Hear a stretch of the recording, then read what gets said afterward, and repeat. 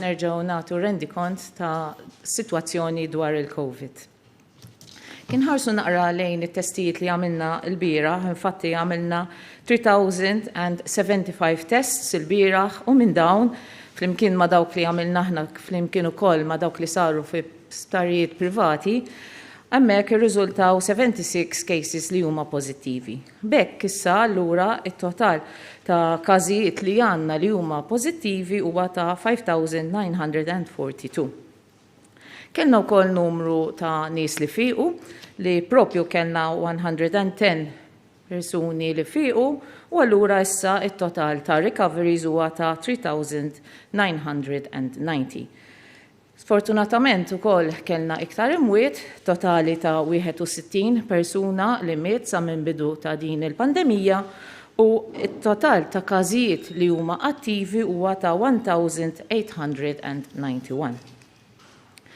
Kħarsu naqra lejn is-sitwazzjoni x'inhija fl-isptarijiet tagħna, fl-intensive therapy unit tagħna għandna 12 persuna, f'Mater Dei fl-infectious disease unit għandna 12 persuna oħra, fil-kumplament ta' Mater Dei hemm 21 persuna, Boffa għandna 19, St. Thomas għandna 16, Karen Grek għandna persuna waħda u mbagħad fi Good Samaritan li huwa sptar ġdid li ftaħna biex aħna nkunu nieħdu ħsieb l-anzjani u n-nies li jista' jkollhom xi diżabilitajiet biex propju kif ikollna xi każijiet f'dawn l-institutions nkun nistgħu millhom noħorġuhom u npoġġuhom f'dan il-post, hemmhekk għandna 7 persuni.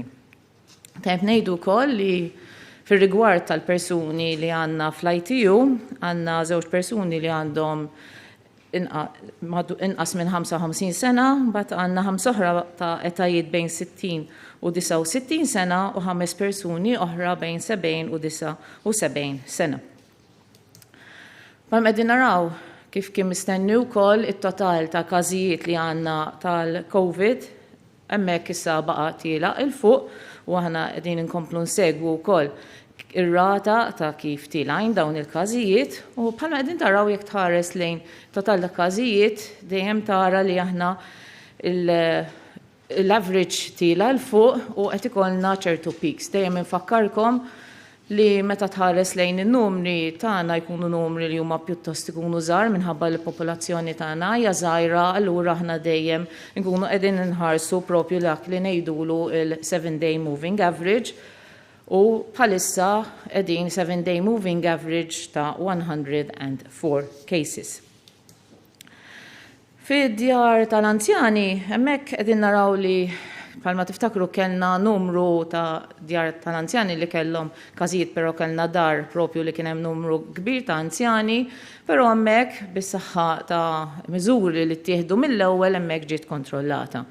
U sa issa qegħdin naraw li qed ikollna homes oħrajn fejn peress li qegħdin nagħmlu testing qawwi ħafna qed ikollna xi djar fejn ikun hemm xi ftit carers jew inkella staff li jkunu pożittivi u anka kellna xi ftit ukoll li kienu residenti, però dawn mill-ewwel kif qedtilkom jinħarġu minn dawk ir-residenzi u naħduhom ukoll propju hemmhekk il-Good Samaritan Home ħalli bekk aħna nkunu żgur li l-pożittivi ikunu qegħdin f'post li ikun hemm inqas riskju li jkun qed jitrasmetti lil ħaddieħor u dejjem permezz ta' kwarantina ta' dawk li jibqgħu li jkunu f'kuntatt qrib u permezz ukoll ta' screening u testjar regolari ta' dawk il-komplement ta' residenti u l-carers.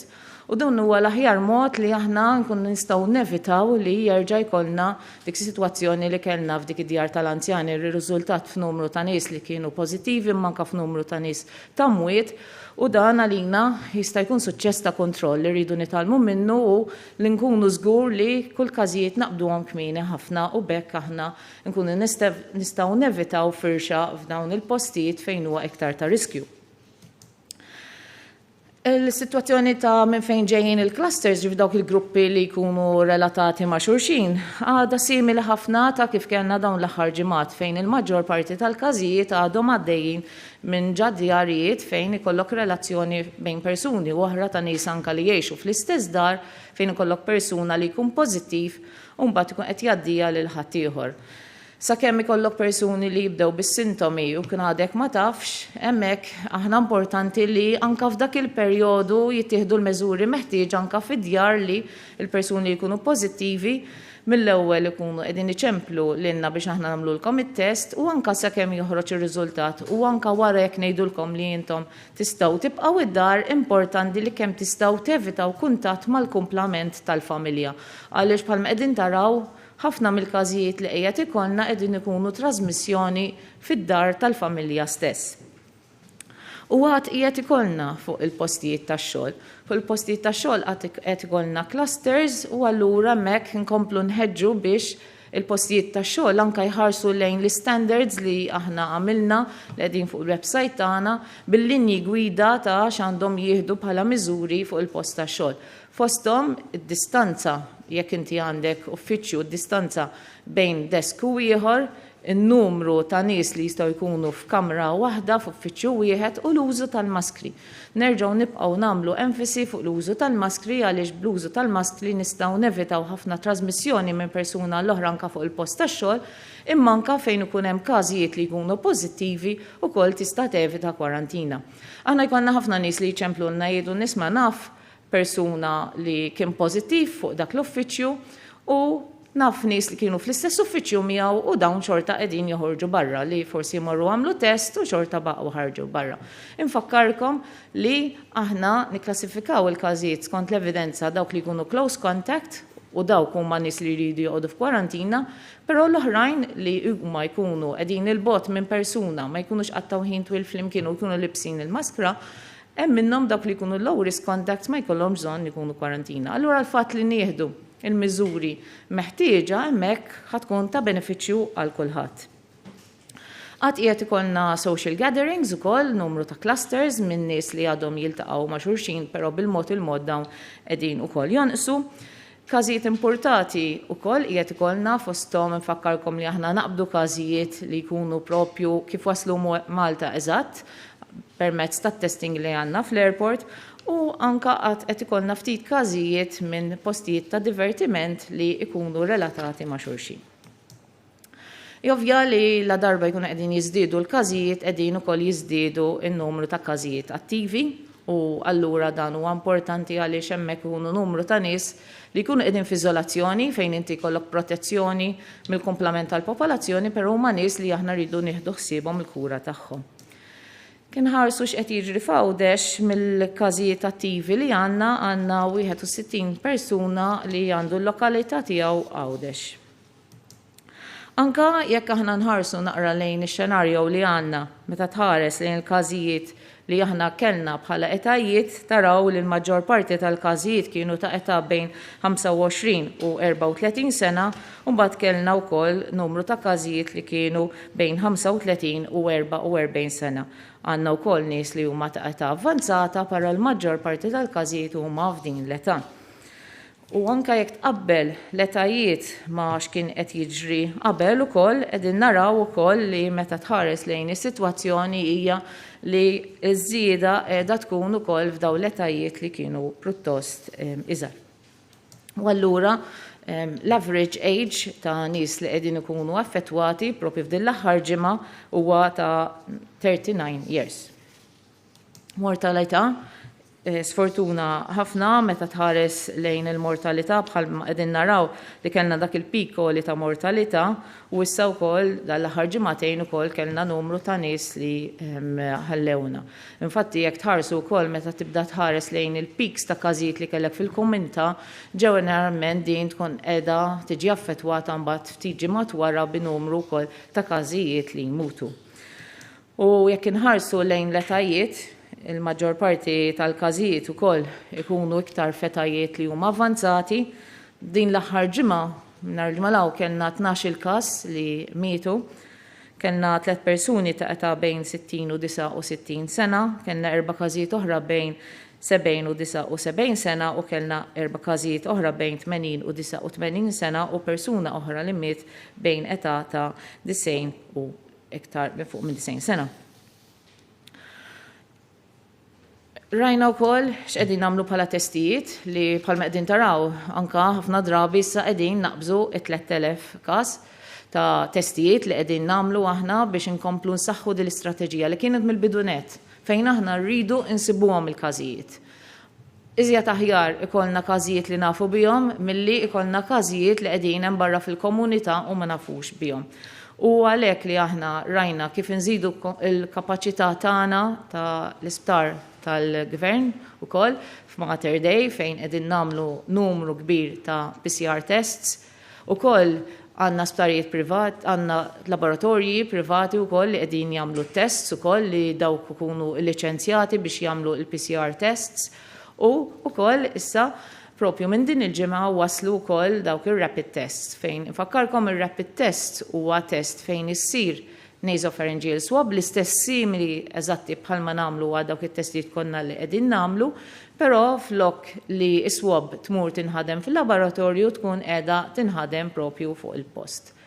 U bħalma rajtu din il-ġimgħa ftaħna din il-ħabb ukoll f'Boffa u dawk il-każijiet li jkunu pożittivi hemmhekk aħna dan il-rapid test aħna nerġgħu nċemplulhom il dawk in-nies biex dikinhar stess ikunu jistgħu jerġgħu jiġu biex jagħmlu swab oħra ħalli mbagħad aħna nkunu nistgħu noħduha l-laboratorju għal konferma.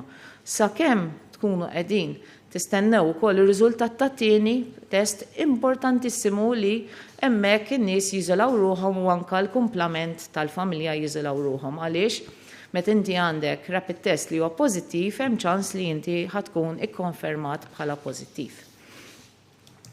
Simili wkoll għawdex aħna komplejna bit-testijiet tagħna fil-ħabb fejn hemmhekk ukoll aħna qegħdin naraw li nagħmlu t-testijiet li jkunu qrib tal-persuni. Infakkarkom bil-mezzi ta' prevenzjoni li huma għodda li għandna fidejna la darba nafu kif jinferex dan il-virus u għandna diversi modi kif aħna nistgħu nikkontrollaw il-firxa ta' dan il-virus fosthom għandek li jkollok id-distanza minn persuna l-oħra. Infakkarkom fiż-2 metri ta' distanza li inti ma trix tersaq qrib ta' persuni oħrajn iktar minn 2 metri. Kemm tista' tevita dejjem inti għandek tevita. U wkoll infakkarkom li biex aħna nkomplu nsaħħu il-prevenzjoni permezz tal-physical distancing ukoll hemm il-liġijiet f'posthom li ma jsirux mass events li meta inti għandek events li ħajsiru li jkunu żgħar dawn biex inti wkoll tiġi kontrollat, infakkarkom li jsir risk assessment għal kull event li taqbes il-100. Postijiet li jkunu ġewwa ma jistgħux jaqbżu 100 persuna u barra ma jistgħux jaqbżu 300 persuna u anka li nfakkarkom li f'propju f'Awwissu konna għalaqna d-discotheques u n-nightclubs u wkoll f'Awwissu lejn l-aħħar ta' Awwissu ma ħallejniex iktar stand-up events dawn kollha miżuri li kienu pattentat biex innaqsu kemm nistgħu in-numri u anka issa kellna naslu li peress li n-numri kienu kbar il-numru ta' nies li kienu qed jidħlu l-isptar kienu għoljin, il-numru ta' nies li kellna l-ITU għatanna l-ITU kbar bil-fors li kellna nieħdu iktar miżuri. U allura għalhekk għandna il-bars u l-każini li ingħalqu wkoll u fis-snack bars u kiosks biex nikkontrollaw iktar dawk bħal-medna jkunu jistgħu jiftħu sal-11 ta' bil-lejl, allura bejn 11 ta' bil-lejl u l-5 ta' filgħodu ma jistgħux jiftħu u ma jistax jisserva alkohol minnhom. U wkoll li biex inkomplu nevitaw li jkun hemm gruppi ta' nies barra, allura wkoll naqqasna dik il-numru ta' nies li jistgħu jkunu barra flimkien li għandna leġiżlazzjoni apposta lija li dawn ma jistgħux ikunu iktar minn 6 persuni. U propju wkoll iżdiedet il-multa jekk xi ħadd jinqabad jikser din il-liġi. Il-maskri nkomplu nagħmlu enfasi fuqhom. Kemm huwa importanti li nilbsu il-maskra speċjalment li l-maskra tintlibes tajba, li inti trid tagħti wiċċek propju, tagħti mnieħrek ħalqek u tniżilha propju taħt il-geddum.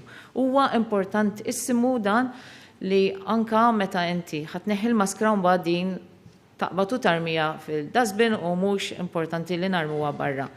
Sfortunatament ġieli qegħdin naraw ukoll dawn is-sitwazzjonijiet. Fakkarkom ukoll fil-liġi li issa hija obbligatorja li la darba kif toħroġ mid-dar tiegħek trid tilbes il-maskra għaliex nafu li hemmhekk inti tista' tiltaqa' ma' ħadd ieħor huwa importanti li inti l-persuni ikunu qegħdin jipproteġu lil xulxin. Anka li l-eżenzjonijiet li hemm tal-użu tal-maskra huwa fid-dar privata tal-persuna, però anke aħna nirrakkomandalkom jekk ħajġu xi nies għandkom fid-dar. L-ewwel nett importanti ma nlaqgħux nies ħafna id-dar, imma jekk ġie xi ħadd għandkom għal bżonn tajjeb li kulħadd ikun qed liebes il-maskri wkoll fid-dar sakemm dawk il-persuni li stoltu mhijiex fid-dar miegħek ukoll tkunu qegħdin flimkien. U anke jekk tmur inti iżżur lil raba tiegħek, speċjalment jekk ikunu anzjani, importanti li nipproteġuhom u jekk aħna ħanżuruhom kemm nistgħu ma ndumux fit-tul u anke tista' tintlibes barra fil-maskra jew anke jekk tista' tiltaqa' barra fil-ġnien jew gallerija wkoll aħjar. U anke fakkarkom li fil-karozzi mhuwiex obbligatorju f'karozzi privati li tintlibes il-maskra, però jekk inti ħatabbil xi ħadd ħattrikeb xi lift il xi ħadd li s-soltu mhuwiex fil-household tiegħek, tajjeb li tilbsu il-maskra wkoll ftakru li l-karozza huwa post li huwa magħluq, post li huwa żgħir, qegħdin inqas minn 2 metri, jiġifieri jekk inti rkibt il xi ħadd li kien pożittiv u ma kontux libsin maskri, inti ħadd tispiċċa kwarantina. Allura importanti li nipproteġu lilna nfusna. U nfakkarkom ukoll li fit-tfal inqas minn 3 snin ma jilbsux il-maskra, dawk il-persuni li jibatu minn xi problemi ta' saħħa li ma tippermettilhomx li jilbsu l-maskra jew inkella għandhom cognitive jew mental problems, dawn ikellmu lit tabib tagħhom jagħmilhom ċertifikat u dan ikun qegħdin iġorroh fuqhom ħalli jekk titwaqfu minn xi uffiċjal ta' enforcement kun tistgħu wkoll turuhom dan il-ċertifikat. Nistgħu inneħħu l-maskra temporanjament biss f'ċertu sitwazzjonijiet u nfakkarkom hawnhekk li qed jistaqsuna ħafna nies meta tista' tneħħi l-maskra. Importanti li aħna ma nsibux l-iskużi biex inneħħu l-maskra. Forsi nħossuha ta' inconvenient, però din hija sitwazzjoni li rridu nieħdu naqra paċenzja u nilbsu l-maskra biex nipproteġu lil nfusna u nipproteġu lil ħadd ieħor. Hija obbligu ta' rispett u responsabilità lejn kulħadd. Fit-tfal tal-kindergarten, waqt li huma qegħdin fil-klassi ma' xulxin ma jilbsux il-maskra, x'nafu li t-tfal kun iktar diffiċli tħallihom jilbsu l-maskra ħin twil.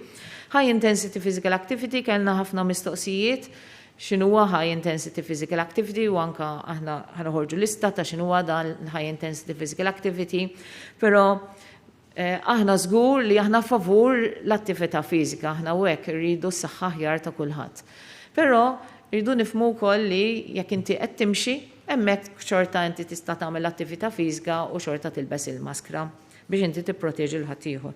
Nirrakkomandalkom jekk qed tagħmel physical activity jogging ma tmurx postijiet fejn ħadd iltaqa' ma' ħafna nies għaliex inti tkun qiegħed tisponi lil ħadd ieħor.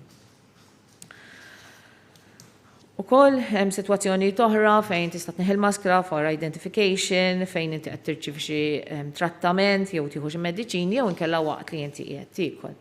Fakkarkom ukoll fuq il-maskri li ħafna drabi qegħdin insibu li l-enforcement officers tagħna qegħdin isibu diffikultajiet meta jaffaċċjaw in-nies. Ejja niftakru li l-enforcement officers tagħna qegħdin hemmhekk biex jgħinu biex inżommu l-kontroll ta' din is-sitwazzjoni, biex huma wkoll jenforzaw il-liġi li hemm posta u allura la darba irridu nilbsu l-maskra u nilbsuha tajjeb. U ngħinu mhux intelfu lil dawn l-enforcement officers għax dawn qegħdin propju jagħmlu xogħolhom.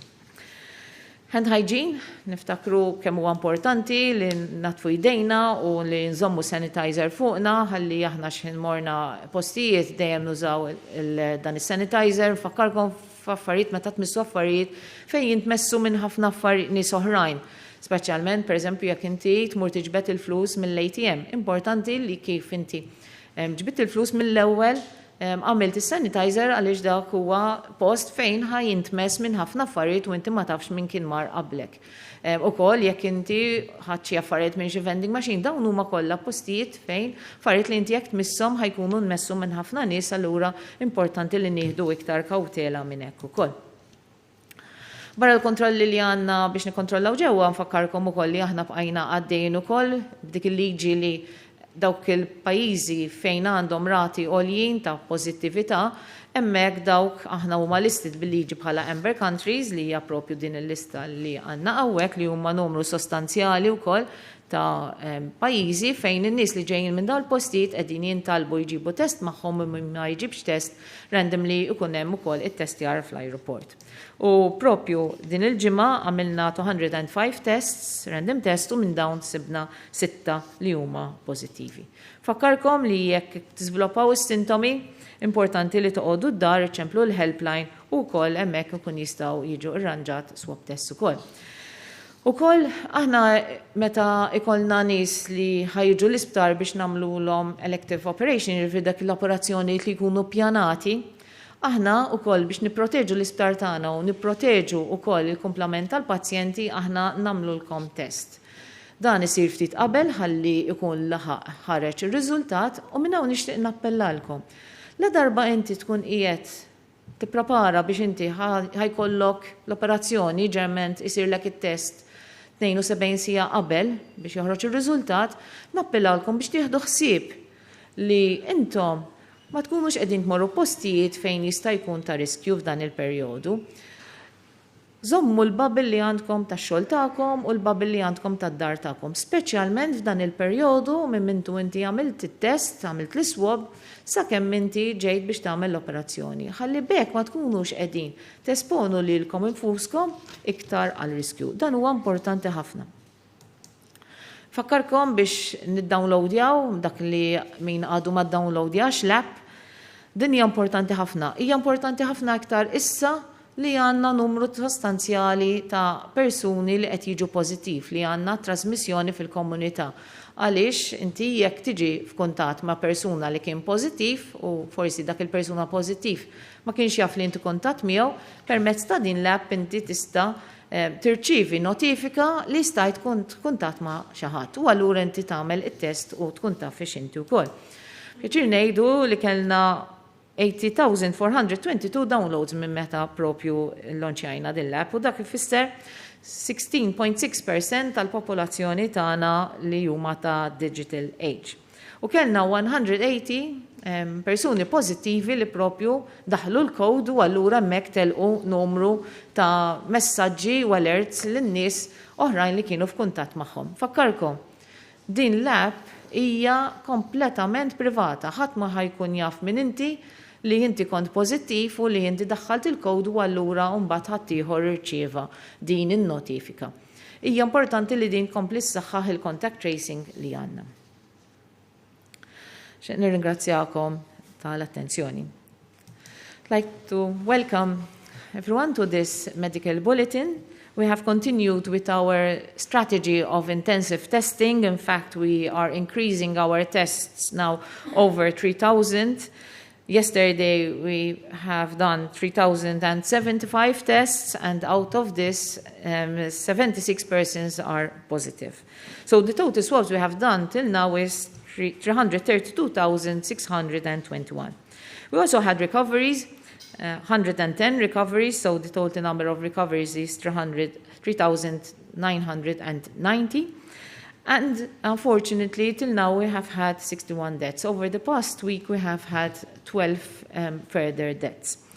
So the active cases is 1,891. And from here, I appeal to everyone in the current scenario where we have ongoing transmission within the community, where the average number of cases on a daily basis is around 100 cases, we need to take the preventive measures in terms of physical distancing, in terms of also hand washing, and also the wearing of the mask. I would like to remind you that the wearing of a mask is obligatory by law when you go out of your home, and there are only a few exceptions, which includes your private household and in your private car where you can, there's no need to actually wear a mask according to the law, and there are very few situations which are exempt, and also few situations where you can remove the mask for specific situations. So I appeal to you to adhere to these measures, continue to protect the vulnerable people. As you see,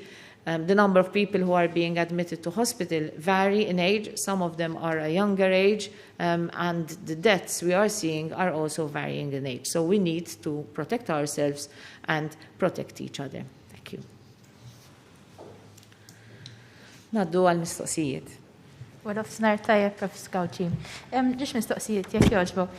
L-ewwel waħda tkun tista' tina ftit iżjed dettalji dwar il-Good Samaritan Center li semmejt fejn qiegħed min qed imexxi u x'tip ta' interventi qed isiru hemmhekk.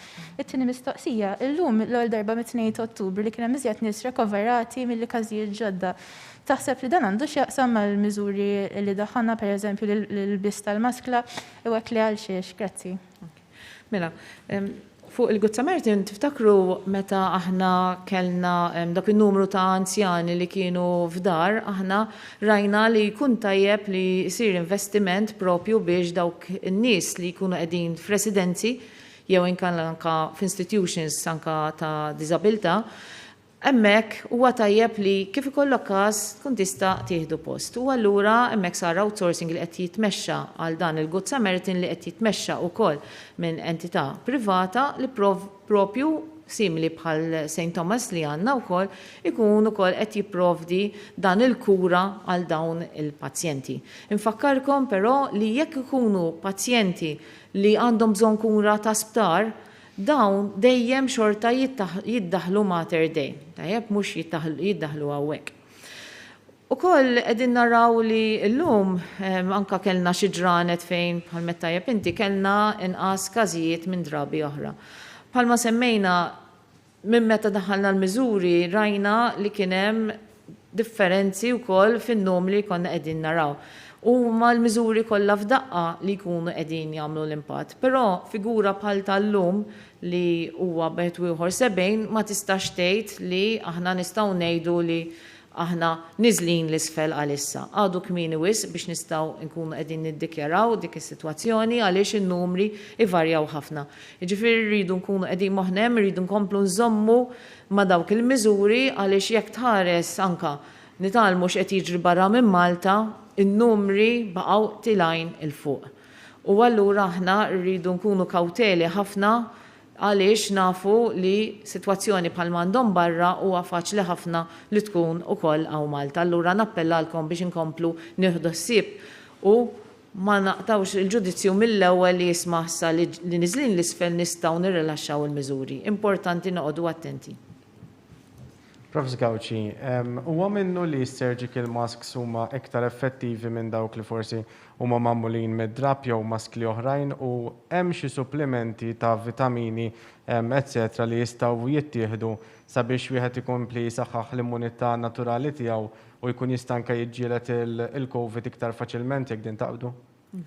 Mela, tradizzjonalment anke fil-mediċina konna dejjem nużaw is-surgical masks bħal dawn li libsa jiena.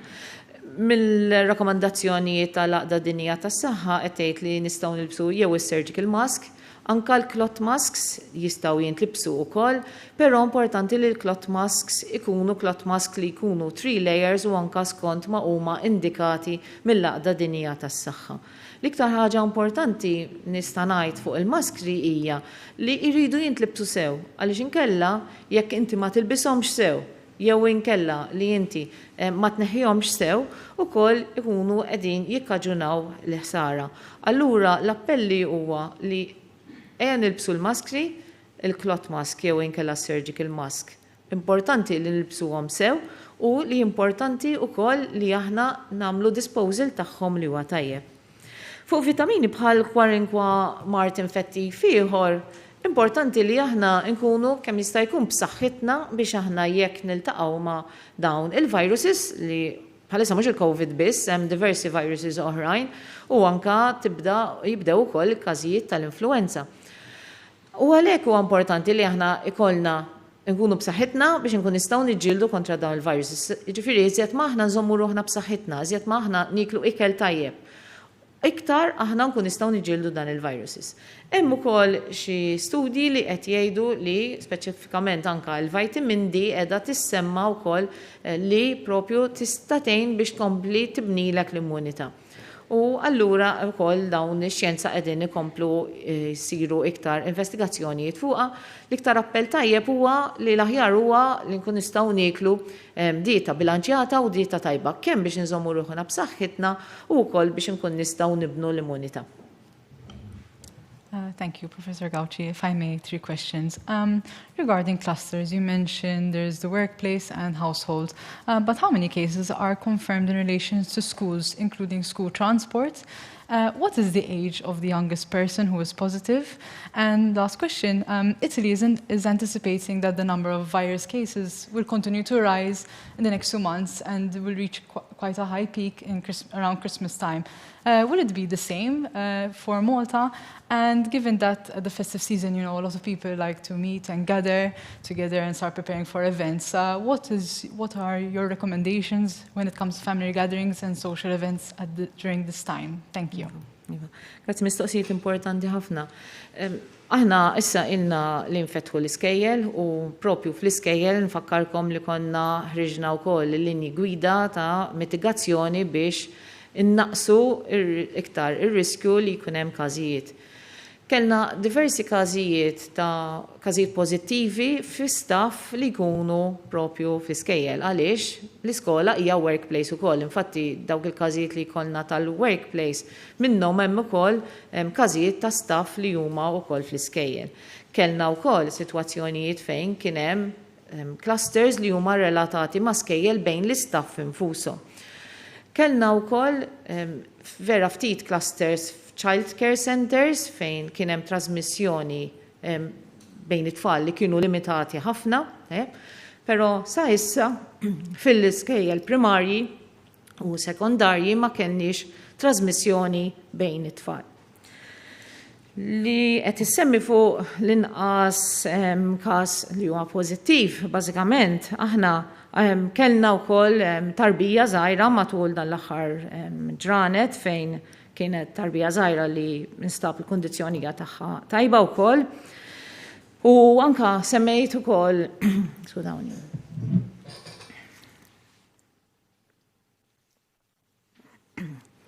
Forsi dan huwa eżempju ta' meta inti għandek tneħħi l-maskra li inti ma taqbadx il-maskra minn quddiem imma tneħħija minn hawnhekk. Dik hija xi ħaġa li hija importanti ħafna. Mbagħad terġa' tpoġġi l-maskra posta. Fl-Ewropa bħalma rajna qegħdin naraw li qed ikun hemm numru ta' każijiet li dejjem qegħdin jiżdiedu. U din hija xenarju li qed jidher kullimkien u għalhekk propju kif semmejt qabel aħna m'għandniex ngħidu isma' l-fatt li llum għandna każijiet inqas mill-bieraħ nistgħu ngħidu mela aħna qegħdin niżlin l-isfel u ħarġin mis-sitwazzjoni. Aħna għalhekk propju saħħaħna wkoll il-miżuri biex inkunu żgur li aħna nkomplu għaddejjin li tikkontrolla s-sitwazzjoni.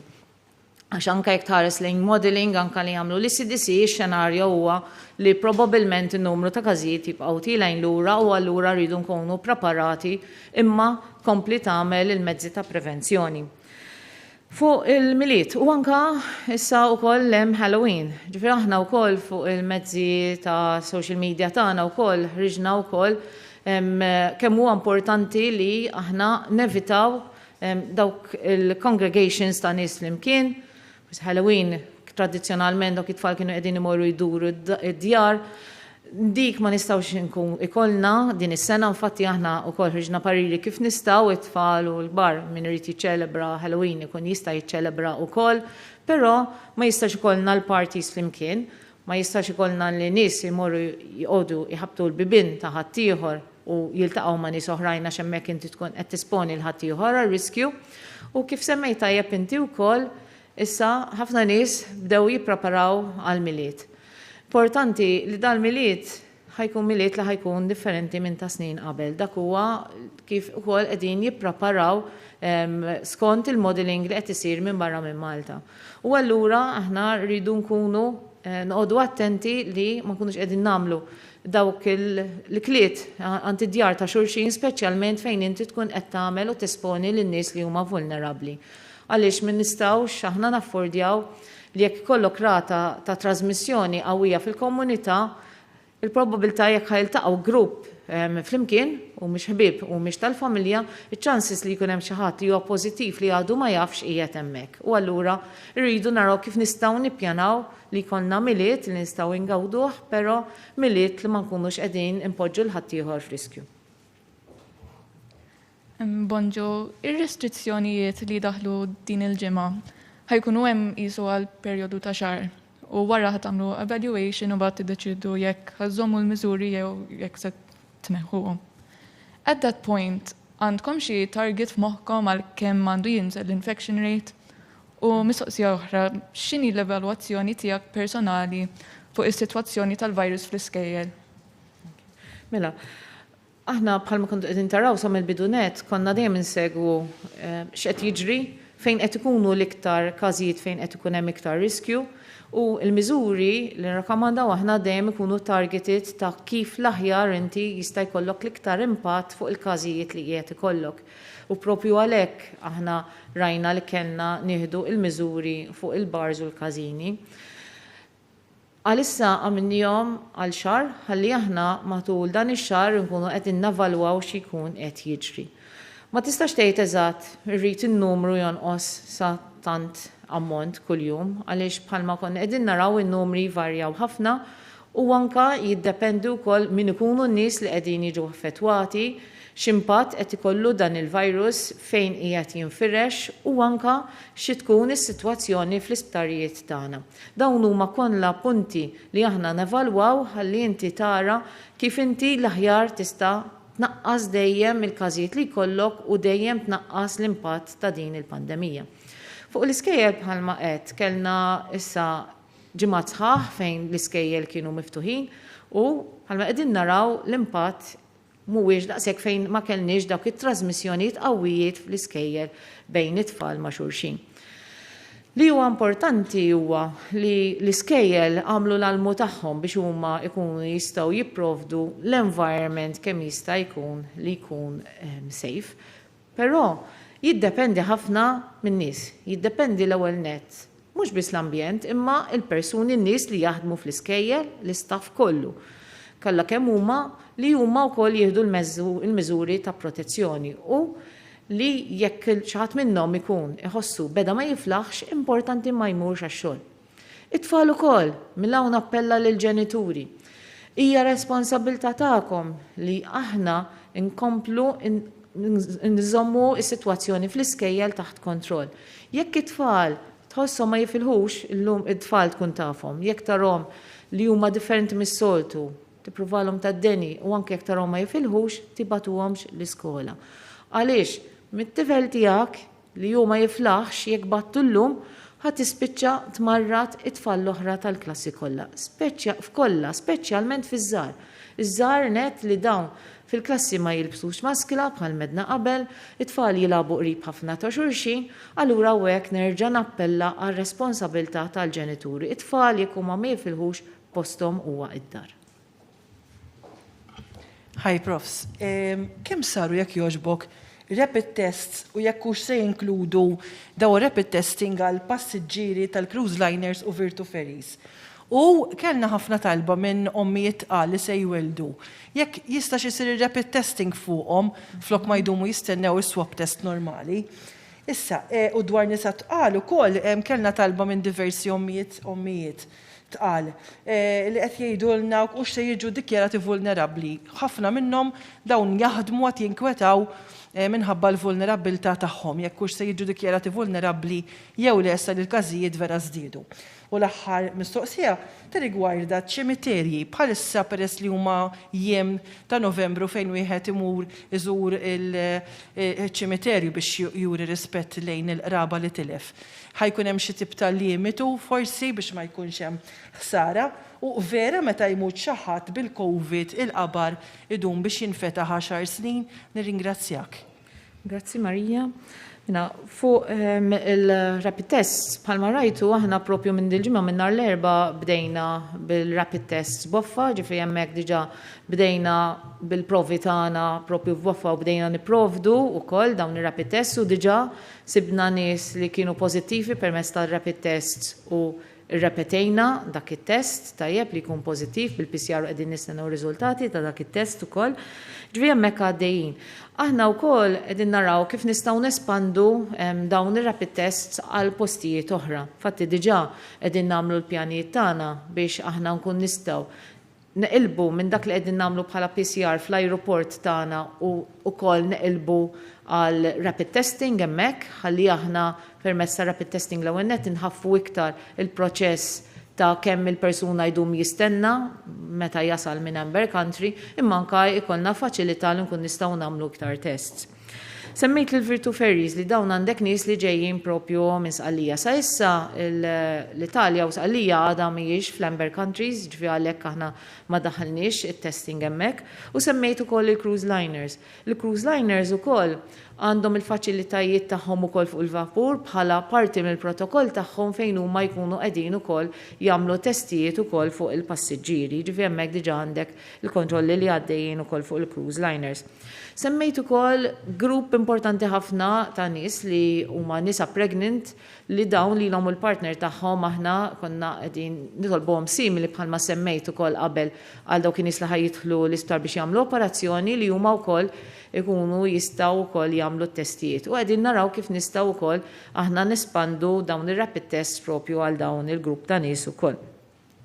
Fuq in-nies pregnant, aħna nifakkarkom li meta aħna rajna x'inhija xenarju u anka nafu li hemm gruppi ta' nies li ikunu iktar friskju jekk huma jaqbadhom il-COVID li kollhom komplikazzjonijiet u n-nisa tqal u huma parti minnhom. Aħna hekk mhix dikrazzjoni jekk hux persuna jew vulnerabbli jew le ma huma l-pariri li nagħtu lil persuni biex huma iktar joqogħdu attenti. U anka semmejna wkoll il-ċimiterji wkoll li wkoll rridu nevitaw li ikun hemm in-nies li jkunu qrib ta' xulxin ir-regoli dejjem jgħoddu u wkoll fuq l-imwiet aħna dejjem imxejna ma' xtejdu l-Aqda Dinjija tas-Saħħa li fil-bidu kellna protokolls li huma stringenti ħafna ta' kif għandu jindifen persuna.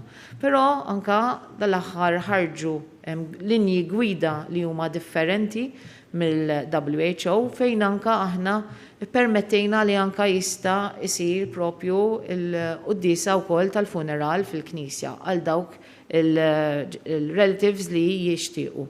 Però sa issa il-limitazzjoni ta' qabar ikun magħluq għal 10 snin għadha hemmhekk, għadu żmien għadna qegħdin nibdew u allura aħna inkomplu nsegwu wkoll xtejdilna l-Aqda Dinjija tas-Saħħa u anka xtejdilna wkoll l-evidenza u allura jekk toħroġ evidenza ġdida nkunu qegħdin inbidlu bħalma dejjem għamilna. Good afternoon, Prof. Gawxi, Kristina Majra minnet. Għandi ftit mistoqsijiet għalik. Xtaqt inkompli fuq il-mistoqsija tal-kollega tiegħi dwar il-miliet. Naf li għat dan ħajkun miliet differenti. X'inhuma allura l-pariri tiegħek għall-familji f'dak li huma ċelebrazzjonijiet, forsi tkun naqri iktar ċara biex dak li jkun jibda diġà jipprepara naqra anke ruħu għal dan. Dwar il-vaċċin tal-virus, dan l-aħħar il-gvern qal li qed jistenna li bejn Diċembru u Jannar ikun għall-vaċċin. Il-bieraħ jerbrat lura il-President tal-Konsill Ewropew tal-Kummissjoni Ewropea Ursula von der Leyen qalet illi dan qabel April mhux se jkun lest biex jitqassam, ma nafx jekk forsi inti għandek xi informazzjoni ġdida dwar dak. Dwar il-vaċċin tal-influenza jidher li dan ma nafx jekk għadux out of stock, forsi tista' tina naqra update fuq dak. ċemplunna xi anzjani li huma nkwetati naturalment bin-numru ta' vittmi li kien qed ikollna dan l-aħħar u l-mistoqsija tagħhom kienet minn fejn qed jieħduha dawn l-anzjani, ġifi forsi għandek xi informazzjoni dwar dak. U l-aħħar mistoqsija matul l-ewwel mewġa li kellna kienet daħlet fis-seħħ direttiva numru 13. Din tiffaċilita teleworking fis-settur pubbliku. Taħseb li wasal iż-żmien li forsi din terġa' tidħol anke bin-numru ta' każi li għandna fil-komunità? Grazzi ħafna. Grazzi Kristin. Mela, fuq il-miliet bħalma semmejt, nafu x'inhuma l-mezzi ta' prevenzjoni u rridu naddattaw għal dak is-sitwazzjoni. Ġifieri nafu li jekk inti ħadd tiltaqa' gruppi kbar, dan hemm iktar riskju. U allura aħna naraw li meta inti ħatkun qed tiltaqa' ħatkunu nies li jkunu vera ftit ma' xulxin. U li llum hawn mezzi oħra kif jista' ukoll tikkomunika u wkoll importanti ħafna li aħna dejjem nużaw il-prevenzjoni. Ġifieri jekk inti ħatmur iżżur il xi ħadd biex twassallu il-messaġġi tal-miliet, importanti li tuża l-maskra, idealment tiltaqa' barra, dawn il-messaġġi li aħna bqajna għaddejjin matul dan is-sena kollu biex aħna nevitaw u nappellaw fuq in-nies li huma anzjani. Fuq it-tilqima, Bħalissa għaddejjin il-clinical trials fuq diversi vaccines. Aħna Malta ukoll qegħdin fil-joint procurement, jiġifieri qegħdin hemmhekk minn ta' quddiem biex la darba tiġi mqasma fl-Ewropa aħna ħankunu wkoll minn ta' quddiem li nkunu qegħdin noħduha wkoll bħal kumplament ta' l-Ewropa wkoll. Irridu niftakru li la darba tiġi liċenzjata l-vaccine, mbagħad ukoll irid ikun hemm il-manufattura tal-vaccine u għalhekk dik kienet qiegħda tinġibed l-attenzjoni għaliex forsi jkun hemm min jaħseb li la darba tingħata l-liċenza ħajkun hemm mill-ewwel availability biex id-dinja kollha tkun qiegħda tieħu din il-vaccine. U dak il-messaġġ huwa importanti li jkollok il-vaccine, però aħna rridu nibqgħu għaddejjin ukoll bil-miżuri ta' prevenzjoni sakemm eventwalment ikun hemm manifattura biex ikun jista' joħodha kulħadd. Però aħna għamilna l-almutana biex ikolna wkoll il-vaccina għal kulħadd mill-iktar fis possibbli li tkun propju available. Fuq il-vaccin ta' l-influenza, dis-sena aħna ordnajna id-doppju tal-vaccines li propju is-soltu nġibu. Infatti, aħna ġibna l-ewwel lot ta' vaccines li huwa ekwivalenti għal dak li konna jingħata kull sena li soltu biex jingħataw konna ndumu għaddejjin propju anka sa Jannar, però dis-sena kulħadd fehem kemm dawn il-viruses jistgħu jikkaġunaw problemi, kemm jistgħu jikkaġunaw komplikazzjoni. Tu kellna konkurrenza tajba ħafna minn nies li huma vulnerabbli, li huma nies l-iktar li aħna rridu li jieħdu din it-tilqima. U allura aħna wkoll issa qegħdin nistennew li jkollna iktar il-vaccines biex inkomplu nlaqmu iktar in-nies. Fuq l-anzjani li mitu huma anzjani li sfortunatament meta ħadu l-virus hemmhekk ikun qed jikkaġuna komplikazzjonijiet, il-maġġor parti ta' nies li mietu għaliex kellhom dik ngħidu COVID pneumonia, jiġifieri kollok pneumonite fil-polmun li tkun ikkaġunata minn dan il-virus u dik hija xi ħaġa l-iktar komplikazzjoni li tista' tiġri u nafu li ħafna drabi tista' twassal għal mewt ukoll. U wkoll fuq id-direttiva 13 tal-teleworking, aħna kemm fil-postijiet ta' xogħol tal-gvern kif ukoll fuq postijiet oħrajn li huma tal-privat dejjem nagħmlu rakkomandazzjoni biex l-employer fejn jara li l-persuni tiegħu jistgħu jaħdmu permezz ta' working from home, permezz ta' teleworking, l-employer hija fid-deċiżjoni tiegħu li hu jkun jista' jibgħat lil dawk in-nies. Anke fuq il-postijiet tax-xogħol hija d-deċiżjoni tal-employer li jkun qiegħed jagħmel assessment jekk xogħol partikolari jistax propju isir mid-dar jew inkella minn fuq il-post tax-xogħol. Dawk kienu l-mistoqsijiet li kellna.